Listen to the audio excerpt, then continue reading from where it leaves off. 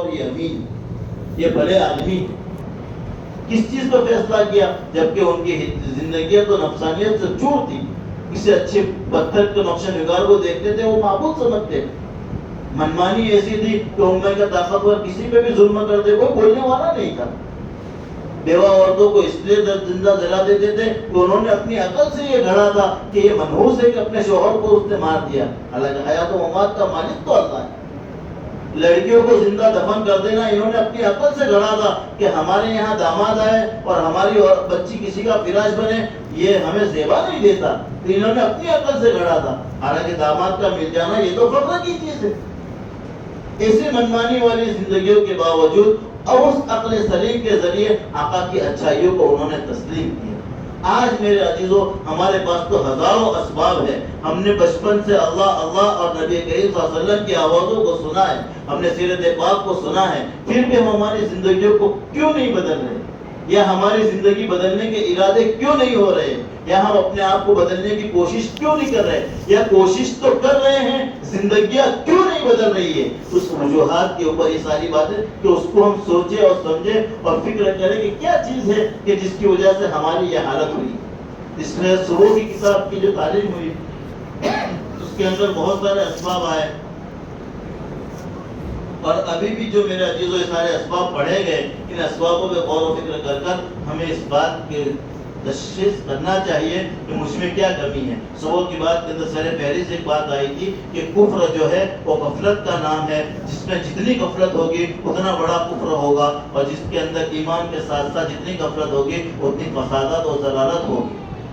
تو آج میرے عزیزوں ہم سارا اعمال جو ہم میں سے ہر ایک مشائخ سے جڑا ہوا ہے، ہم میں سے ہر ایک دین کی تنظیموں سے جڑا ہوا ہے، دین کی سمجھ بوجھ رکھتا ہے، پھر بھی کیا وجوہات ہے کہ میرے اپنے گھر کا ماحول، میرے اپنی زندگی نہیں بدل رہی؟ اس کی بنیادی وجہ یہ ہے کہ میرے عزیزوں مثال سمجھیے کہ ہم ٹنکی میں پانی تو بھر رہے ہیں، لیکن ٹنکی کے جو چھید ہے جس کے ذریعے پانی ضائع ہو جاتا ہے اس کو بند نہیں کر رہے ہیں. تو پورا دن بھی اگر بورنگ چلتا رہے، پانی گرتا رہے، تو بظاہر لگ رہا ہے کہ ٹنکی بھر رہی ہے، لیکن ٹنکی کا ٹھہراؤ نہیں ہے جو لوگوں کے لیے نفع بخش ہو. ذرا بھی اوپر سے رحمت کی بارش اٹکی یا پانی کی ٹنکی بند ہوئی کہ وہ پانی خالی ہو جائے گا، اور نہ اپنی ذات کے لیے نفع بخش ہوگا نہ اوروں کے لیے نفع بخش ہوگا. تو اللہ کی رحمت ہے، اللہ کا کرم ہے، اللہ کا فضل ہے. میرے عزیزوں یہ اذان کی آواز میرے کانوں تک پہنچ رہی ہے، یہ اللہ کا فضل ہے. میرے محلوں میں مکاتب قائم ہیں، یہ اللہ کا فضل ہے کہ اللہ پاک نے مراکز کو قائم کیا ہے، اللہ کے راستوں میں لوگ نکل رہے ہیں، یہ سارا کچھ اللہ کا فضل ہے. میرے عزیزوں جس دن رحمت بند ہو گئی اور اللہ کی رحمت اٹھا لی گئی، ان ساری چیزوں کے لیے لوگ ترس رہے ہیں. بخارا سمندر کی تاریخ کو اٹھا کر پڑھے، جو ایک زمانے کے اندر ہمارے علم کا گہوارہ رہا ہے. تمام سیاہ ستہ میں سے بڑی کتابوں کے اندر جو حدیث کی کتابیں ہیں، اس کی بڑی کی بڑی کتابیں جس کو سیاہ ستہ کہتے ہیں، وہ اکثر انہی علاقوں میں لکھی گئی ہیں. لیکن آج وہاں اللہ کا نام لینا جرم ہے. ہماری سب سے بڑی مسجد جس کو مسجد قرطبہ کہا جاتا ہے، اس مسجد کے اندر کسی زمانے کے اندر، اس زمانے کے اندر 1 لاکھ سے زیادہ سالانہ خرچ تیل کے دیے جلانوں میں ہوتا تھا. اتنی بڑی مسجد ہے جس کو بنانے کے اندر 3 بادشاہت یا 4 بادشاہت گزری کی. لیکن آج وہ مسجد بطور میوزیم کی بنی ہوئی ہے. وہاں چپل باہر اتار کر جانا جرم ہے، چپل پہن کر جاؤ. وہاں 2 رکعت نماز پڑھنا جرم ہے. کیا وجہ؟ وہی اطمینان میں رہے کہ ہم تو مسلمان ہیں، ہمارے سے لیا گیا یہ لیا گیا، اور اپنے اندر آنے والی ضلالت کی روک کی کوئی فکر نہیں کی، جس کی بنیاد کے اوپر رہتے رہتے یہ حالات بنتے چلے. اور اتنی دور کی تاریخ اگر سمجھ میں نہیں آتی ہے میرے عزیزوں، ماضی قریب کے اندر ہمارے سامنے برما کا حال ہوا ہے، اس کو دیکھیں. اور یہ جتنے کچھ حالات ہمیں نظر آ رہے ہیں، ہم کسی کو دوست نہ دیں، ان تمام حالات کا دوشی میں ہوں. یہ میرے ہاتھوں کی کمائی، ورنہ میرا رب ظالم نہیں ہے، اللہ ظالم نہیں ہے. اس لیے میرے عزیزوں آج صدقات بھی بہت ہو رہے ہیں، اور اللہ کے نام اور ذکر و اذکار بھی بہت ہو رہا ہے. تبلیغ کے اعتبار سے اللہ کے راستے میں لوگ بھی بہت نکل رہے ہیں، لیکن فائدہ نظر کیوں نہیں آ رہا ہے؟ اس کی وجہ ہے کہ جو لیکیج ہے اس کو بند نہیں کیا جا رہا. یا تو ہمارے مولانا صاحب رحمۃ اللہ علیہ کہا کرتے تھے کہ نکلتے وقت نیت نہیں ہوتی ہے، یا نکلا ہے تو نکلنے کے بعد اس کے اصول و آداب پر نہیں ہے، یا اصول و آداب پر ہے تو اس کے بعد تنہائیاں اس کی محفوظ نہیں ہے۔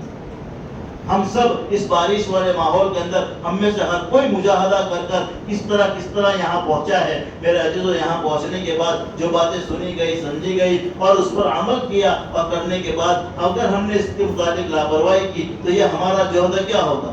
صرف تھکنے کے علاوہ کچھ نہیں ہوگا۔ اس کو حضرت شیخ نے لکھا ہے کہ ایک آدمی رات بھر عبادتیں نفلیں سب پڑھتا رہا، لیکن کسی ایسی گناہ میں مبتلا ہوا، صبح میں بد نظری کر لی، پورے رات کی عبادت ہونے کے لیے ایک بد نظری کافی ہے۔ ہم نے 13 تسبیح بڑی جھوم کر کی، میرے عزیزو 13 تسبیح کے نور کو ختم کرنے کے لیے ایک بدگمانی کافی ہے۔ یہ بڑے امراض ہیں، جیسے کہ آدمی کے اندر کینسر ہوتا تو آدمی کتنا پریشان ہوتا ہے، اور پورا علاقہ کینسر کے مرض کو کتنا بڑا مرض سمجھتا ہے۔ اس طرح میرے عزیزو یہ بدگمانی، بدگوئی، بدخیالی، بدکرداری، بدفعلی، یہ تمام ایمانیات کے بڑے مرض ہے۔ اور کیا بولتے ہیں کہ کینسر تو جسمانی مرض ہے جس کے اوپر صبر کرنے پر یہ ہوگا، لیکن یہ ایسے مرض ہیں کہ ان امراض کے ساتھ گیا۔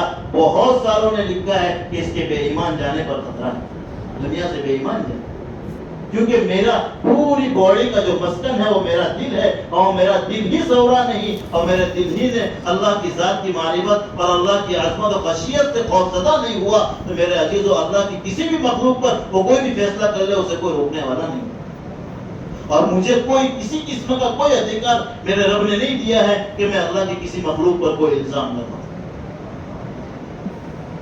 ہاں، بہت ہمدردی ہے تو یہ ہو سکتا ہے کہ ہمدردی میں اس کو جا کر میں تنہائیوں میں یہ کہوں کہ میرے بھائی یہ تیرا گناہ ہے، یہ تو غلط کام ہوتا ہے، لیکن مجھے یہ کوئی اتھارٹی نہیں ہے کہ میں اس کی گناہ کو لے کر پوری مارکیٹ میں کہتا پھروں تو کھلا آدمی ایسا۔ اور اس سے بڑی ڈرنے کی چیز یہ ہے کہ جس کی گناہ کو یا جس کے عیب کو لے کر میں چلاؤں، اس کو تو اللہ ایمان کی توفیق دے دے، لیکن مرنے سے پہلے مجھے اس عیب میں مبتلا ہونا یقینی ہے۔ اس لیے ان ذکر و اذکار کے ذریعے ہمارے اندر ایک روحانیت اور ایک چیز کو پیدا کیا جاتا ہے جس کی حفاظت کے لیے میرے عزیزو ہمارے جتنے بھی سوراخ بے دینی کے، ہماری تنہائیاں، ہماری ملاقاتیں، ہمارے دوستوں کے ساتھ کا جو اختلاط ہے، ان تمام چیزوں کے اوپر ہم نظر رکھیں۔ ہمارا اٹھنا بیٹھنا کن لوگوں کے ساتھ ہے، ہمارے اٹھنے بیٹھوں کے اندر کن چیزوں کے مظاہرے ہوتے ہیں۔ یہ مظاہرے جو ہے نا، یہ بہت بڑی زندگیوں کی تبدیلی کا ذریعہ ہے۔ اس لیے قرآن نے فرمایا تنفع المؤمنین، مظاہرہ کرنا ایمان والوں کو نفع دیتا ہے۔ اس لیے صحابہ کہتے تھے آ جاؤ تھوڑی دیر بیٹھ کر ایمان کے مظاہرے کر لیں۔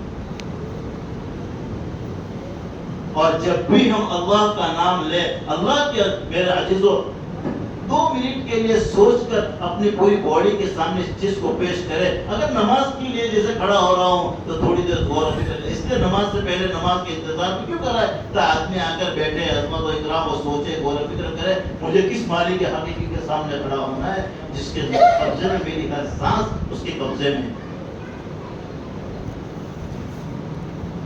اس لیے کہا ہے کہ بھائی صوفیہ حضرات کہتے ہیں کہ نماز ہم ایسی پڑھے کہ میری زندگی کی آخری نماز ہے۔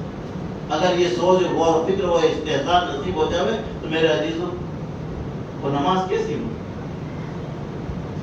مجھے موت ہے نا، حضرت شیخ نے اسی موجودہ بستی میں لکھا ہے کہ بڑی یعنی یہ ہے کہ کسی آدمی کو موت کا یقین بھی ہے اور وہ غفلت میں زندگی بھی گزارے۔ اس کی صحابہ کی زندگی آپ اٹھا کر دیکھو گے تو صحابہ کو جگہ جگہ آپ اپنے آخرت کے معاملے میں اور موت کے معاملے میں متفکر پاؤ، جن کو جنت کی مہریں لگا دی ہے۔ ابوبکر صدیق، عشرہ مبشرہ، ان تمام حضرات کی زندگیاں پڑھیں۔ ابوبکر تنہائیوں میں بیٹھ کر سوچتے تھے اور روتے تھے اور غور کرتے تھے اور یہ کہتے تھے کاش کہ میں کسی مومن کے بدن کا بال ہوتا، مجھے حساب نہ دینا۔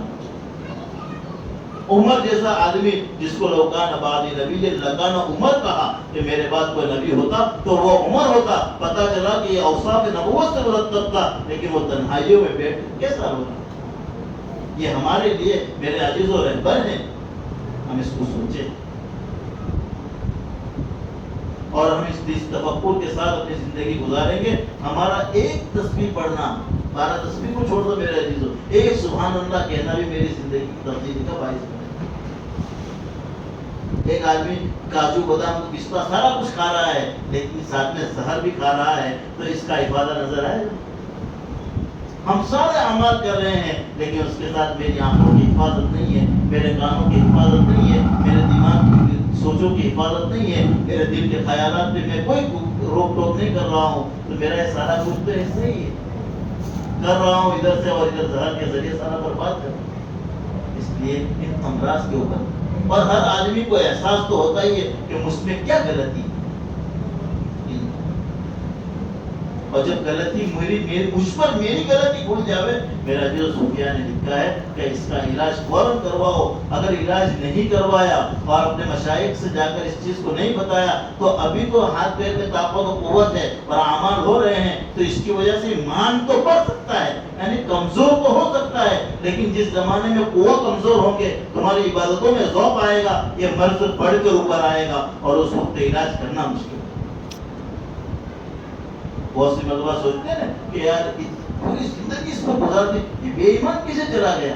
جب تاریخ اس کی زندگی کھنگالی جاتی ہے تو پتہ چلتا ہے کہ کہیں نہ کہیں یہ شبہات میں تھا یا کہیں نہ کہیں یہ مرض تھا جس کی بنیاد کے اوپر اس نے علاج نہیں کرا، وہی مرض اس کو بے ایمان مرنے پر ذریعہ بنا. اس لیے ہم اس چیزوں کو فکر لیکن بس ساتھی کیا ہے،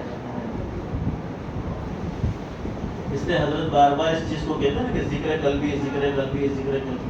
ذکر قلبی کیا ہے میرے کہ خیال اور غور و فکر اور تدبر کرنا اور دل پر اس بات کا خیال جمانا کہ میرا دل اللہ اللہ اللہ کر رہا ہے، اسی کا نام ذکر.